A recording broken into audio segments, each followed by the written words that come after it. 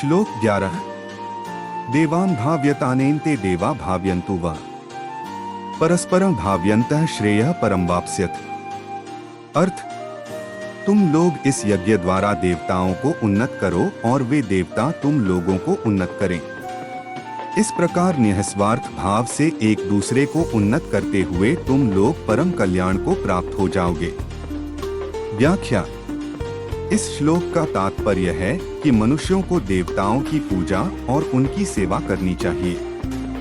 जब लोग देवताओं की पूजा करते हैं तो देवता भी उनकी सेवा करते हैं और उन्हें आशीर्वाद प्रदान करते हैं।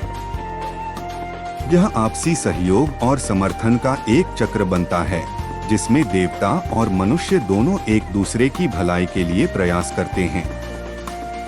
इस प्रकार परस्पर सहयोग और सहायता के माध्यम से अंततः दोनों ही अति उत्तम परिणाम प्राप्त करते हैं। श्लोक का हिंदी में अर्थ इस प्रकार है। देवताओं की पूजा और उनके प्रति भक्ति से देवता भी तुम्हारी भलाई करेंगे। जब आपस में एक दूसरे की भलाई करेंगे तब आप दोनों परम कल्याण को प्राप्त होंगे। इस प्रकार यह श्लोक हमें यह सिखाता है कि धार्मिक कर्तव्यों और यज्ञों का पालन करने से केवल व्यक्तिगत लाभ ही नहीं बल्कि एक सामूहिक और परस्पर लाभ की प्राप्ति होती है। श्लोक 12। इष्टान भोगान ही वो देवा दास्यन्ते यज्ञ भाविता है तैर्दत्तान प्रदायाभ्यो योग भुक्ते स्तेन एव सह। अर्थ, यज्ञ द्वारा बढ़ाए हुए देवता तुम लोगों को बिना मांगे ही इच्छित भोग निश्चय ही देते रहेंगे। इस प्रकार उन देवताओं द्वारा दिए हुए भोगों को जो पुरुष उनको बिना दिए स्वयं भोगता है वह चोर ही है। व्याख्या। इस श्लोक में भगवान श्री कृष्ण कर्मयोग के सिद्धांत को स्पष्ट कर रहे हैं। यहाँ पर यह कहा गया है कि भोग और संसाधन जो जीवन में सुख सुविधा प्रदान करते हैं वे देवताओं की कृपा से प्राप्त होते हैं। जब व्यक्ति यज्ञ, पूजा या किसी धार्मिक कर्म के माध्यम से इन भोगों को प्राप्त करता है तो यह देवताओं के प्रति एक कृतज्ञता और सम्मान का प्रतीक होता है। यदि कोई व्यक्ति इन भोगों को देवताओं को अर्पित किए बिना स्वार्थ के लिए केवल अपने उपयोग में लाता है तो वह ऐसा ही है जैसे उसने चोरी की हो। यहाँ चोर का तात्पर्य यह है कि वह व्यक्ति देवताओं के प्रति अपने दायित्व को पूरा नहीं करता और स्वार्थ के लिए संसाधनों का उपयोग करता है। यह श्लोक समाज में जिम्मेदारी और कृतज्ञता के महत्व को दर्शाता है और हमें सिखाता है कि हमें अपनी समृद्धि को उन स्रोतों के प्रति अर्पित करना चाहिए जिन्होंने हमें यह समृद्धि प्रदान की है। श्लोक 13। यज्ञशिष्टाशिनः सन्तो मुच्यन्ते सर्वकिल्बिषयः भुञ्जते ते त्वघ्न पापा ये पचन्त्यात्मकारणात्। अर्थ, यज्ञ से बचे हुए अन्न को खाने वाले श्रेष्ठ पुरुष सब पापों से मुक्त हो जाते हैं और जो पापी लोग अपना शरीर पोषण करने के लिए ही अन्न पकाते हैं वे तो पाप को ही खाते हैं। व्याख्या। इस श्लोक में भगवान श्री कृष्ण यज्ञ, हवन या पूजा के महत्व को बताते हैं और कर्म करने के सही तरीके की व्याख्या करते हैं। यज्ञशिष्टाशिनः सन्तो इस अंश का अर्थ है कि जो लोग यज्ञ का भाग अशिष्ट लेकर खाते हैं वे संत और पुण्यात्मा होते हैं। यज्ञ का अर्थ केवल धार्मिक अनुष्ठान नहीं है बल्कि समाज और ब्रह्मा के प्रति एक उचित और अहंकार रहित योगदान भी है। यज्ञ में अर्पित अन्न और अन्य सामग्री को ग्रहण करने वाले लोग पवित्रता और धर्म का पालन करते हैं। मुच्यन्ते सर्वकिल्बिषयः इसका तात्पर्य है कि जो लोग यज्ञ के शिष्ट अन्न का सेवन करते हैं वे सभी पापों से मुक्त हो जाते हैं। इस प्रकार यज्ञ के शिष्ट अन्न को ग्रहण करने से व्यक्ति अपने पापों का नाश करता है और जीवन की बुराइयों से दूर होता है। भुंजते ते त्वघ्न पापा, यहाँ भगवान कह रहे हैं कि जो लोग केवल अपने स्वयं के लिए खाना बनाते हैं और दूसरों के लिए कुछ भी नहीं छोड़ते वे पाप के भागी होते हैं। अर्थात वे अपने कर्मों में स्वार्थी होते हैं और समाज के प्रति कोई योगदान नहीं करते। ये पचन्त्यात्म कारणात् इसका मतलब है कि जो लोग केवल अपने स्वार्थ के लिए भोजन पकाते हैं वे पाप का भोग बनते हैं। वे अपनी इच्छाओं और स्वार्थ के लिए ही खाना पकाते हैं और दूसरों के लाभ का ध्यान नहीं रखते। इस श्लोक का सारांश यह है कि आत्मनिर्भरता और स्वार्थ की बजाय अपने कर्मों और संसाधनों को समाज के लाभ के लिए उपयोग करना चाहिए। यज्ञ की भावना को अपनाते हुए स्वार्थी कार्यों से बचना चाहिए ताकि एक पवित्र और धर्मयुक्त जीवन जिया जा सके। श्लोक 14-15 अन्नाद् भवन्ति भूतानि पर्जन्यादन्न संभवः यज्ञाद् भवति पर्जन्यो यज्ञः कर्मसमुद्भवः कर्म ब्रह्मोद्भवं विद्धि ब्रह्माक्षर समुद्भवम् तस्मात् सर्वक्तं ब्रह्मा नित्यं यज्ञे प्रतिष्ठितम्। अर्थ, संपूर्ण प्राणी अन्न से उत्पन्न होते हैं। अन्न की उत्पत्ति वृष्टि से होती है, वृष्टि यज्ञ से होती है और यज्ञ विहित कर्मों से उत्पन्न होने वाला है। कर्म समुदाय को तू वेद से उत्पन्न और वेद को अविनाशी परमात्मा से उत्पन्न हुआ जान।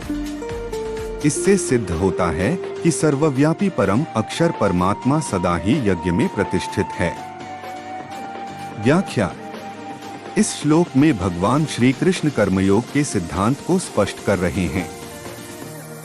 अन्नाद् भवति भूतानि, इस वाक्य का तात्पर्य है कि सभी जीवों का भौतिक शरीर अन्न खाना से उत्पन्न होता है। यदि अन्न नहीं होगा तो जीवों के अस्तित्व की संभावना भी नहीं रहेगी। अन्न का उत्पादन पृथ्वी पर होने वाली प्रक्रियाओं से होता है, जैसे कृषि और वनस्पतियों की वृद्धि से।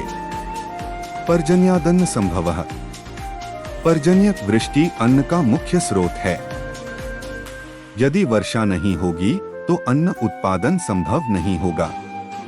वर्षा का होना आवश्यक है ताकि कृषि के लिए जल प्राप्त हो सके, जिससे अन्न की उपज हो सके। यज्ञाद् भवति पर्जन्यो, यहाँ यज्ञ से तात्पर्य है उन धार्मिक अनुष्ठानों और कर्मकांडों से जो समाज के भौतिक और आध्यात्मिक उत्थान के लिए किए जाते हैं। यज्ञों के द्वारा देवताओं को बलिदान और भेंट अर्पित की जाती है, जिससे वातावरण में सकारात्मक ऊर्जा का संचार होता है। इसके परिणामस्वरूप बारिश होती है, जो अन्न के उत्पादन के लिए आवश्यक है। यज्ञः कर्मसमुद्भवः, यज्ञ कर्मों से उत्पन्न होते हैं। यहाँ कर्म से तात्पर्य उन कार्यों से है जो समाज और व्यक्तियों के कल्याण के लिए किए जाते हैं। यज्ञों के माध्यम से केवल आध्यात्मिक लाभ नहीं होता, बल्कि यह भौतिक आवश्यकताओं को भी पूरा करने में सहायक होते हैं। सारांश।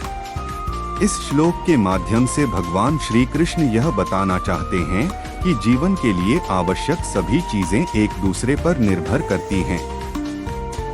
अन्न की प्राप्ति वर्षा पर निर्भर है और वर्षा यज्ञों के माध्यम से होती है। इसलिए कर्म और यज्ञों का पालन जीवन के समग्र संतुलन और कल्याण के लिए अत्यंत महत्वपूर्ण है। 15 इस श्लोक में भगवान श्री कृष्ण ने कर्म और यज्ञ के आध्यात्मिक महत्व को स्पष्ट किया है। आइए इसे विस्तार से समझते हैं। कर्म ब्रह्मोद्भवम विद्धि, यहाँ कर्म से तात्पर्य है कि सभी कार्य और कर्म ब्रह्मा सृष्टि के कर्ता से उत्पन्न होते हैं। ब्रह्मा की सृष्टि के बिना कोई भी कार्य नहीं हो सकता। इसका मतलब है कि कर्म का मूल और आधार ब्रह्मा ही है। ब्रह्माक्षर समुद्भवम, ब्रह्मा अक्षर ब्रह्मा अंतरराष्ट्रीय अमर और शाश्वत तत्व से उत्पन्न होते हैं। अक्षर ब्रह्मा वह सर्वोच्च तत्व है जो शाश्वत और अनंत है। इस प्रकार कर्म और उसके द्वारा उत्पन्न परिणाम भी अक्षर ब्रह्मा से संबंधित होते हैं। तस्मात् सर्वक्तं ब्रह्मा, इसलिए ब्रह्मा जो कि अक्षर ब्रह्मा से उत्पन्न होता है सर्वव्यापी है। इसका अर्थ है कि ब्रह्मा सभी स्थानों और समयों में विद्यमान है। कर्म के माध्यम से हम ब्रह्मा के साथ एक संबंध स्थापित करते हैं। नित्यं यज्ञे प्रतिष्ठितम, यज्ञ यानी धार्मिक क्रियाएं और अनुष्ठान नित्य सदा ब्रह्मा में स्थापित होते हैं। यह दर्शाता है कि यज्ञ और पूजा केवल कर्मकांड नहीं है, बल्कि ये ब्रह्मा के प्रति हमारी श्रद्धा और संबंध को प्रकट करते हैं। यज्ञ के माध्यम से हम ब्रह्मा के साथ जुड़ते हैं और उसकी पूजा करते हैं। सारांश में इस श्लोक का संदेश है कि सभी कर्म ब्रह्मा से उत्पन्न होते हैं और ब्रह्मा की पूजा और सम्मान यज्ञ के माध्यम से किया जाता है। कर्म और यज्ञ के द्वारा हम ब्रह्मा के शाश्वत तत्व के संपर्क में आते हैं और अपने जीवन को आध्यात्मिक दिशा प्रदान करते हैं। श्लोक 16 एवं प्रवर्तितम चक्रं नानुवर्तयति ह्यः अघायुरिन्द्रियारामो मोघ पार्थ सजीवति। अर्थ, हे पार्थ, जो पुरुष इस लोक में इस प्रकार परंपरा से प्रचलित सृष्टि चक्र के अनुकूल नहीं बरतता, अर्थात अपने कर्तव्य का पालन नहीं करता, वह इंद्रियों द्वारा भोगों में रमण करने वाला पापायु पुरुष व्यर्थ ही जीता है। व्याख्या। इस श्लोक में भगवान श्री कृष्ण अर्जुन से कहते हैं कि जो व्यक्ति इस संसार के कर्मों के चक्र, सृजनात्मक चक्र का अनुसरण नहीं करता, अर्थात धर्म, कर्तव्य और साधना के मार्ग पर नहीं चलता, वह जीवन में व्यर्थ ही जीता है। एवं प्रवर्तितम चक्रम, यहाँ चक्र का तात्पर्य है कर्मों का चक्र, जो कि सृष्टि और समाज के समुचित संचालन के लिए आवश्यक है। नानुवर्तयति, यह इसका मतलब है जो व्यक्ति इस चक्र का अनुसरण नहीं करता, जो कर्मों और कर्तव्यों में संलग्न नहीं होता। आघायुरिन्द्रियारामो, आघायुर का अर्थ है दीर्घकालिक जीवन और इंद्रियारामो का मतलब है जो केवल इंद्रिय सुखों में रमण करता है। ऐसे व्यक्ति का जीवन केवल इंद्रिय सुखों के अनुसरण में व्यतीत होता है। मोघ पार्थ सजीवति, मोघ का अर्थ है व्यर्थ और सजीवती का मतलब है वह जीता है, अर्थात ऐसा व्यक्ति व्यर्थ ही जीता है, क्योंकि उसने जीवन का वास्तविक उद्देश्य, जो कर्म और धर्म के माध्यम से मोक्ष की प्राप्ति है, समझा ही नहीं। इस प्रकार इस श्लोक के माध्यम से भगवान श्री कृष्ण यह सिखाना चाहते हैं कि केवल इंद्रिय सुखों की पूर्ति में लिप्त रहना, कर्मयोग और धर्म के पालन के बिना जीवन को अमूल्य और व्यर्थ बना देता है। कर्मयोग का पालन करके ही व्यक्ति अपने जीवन को सार्थक और पूर्ण बना सकता है।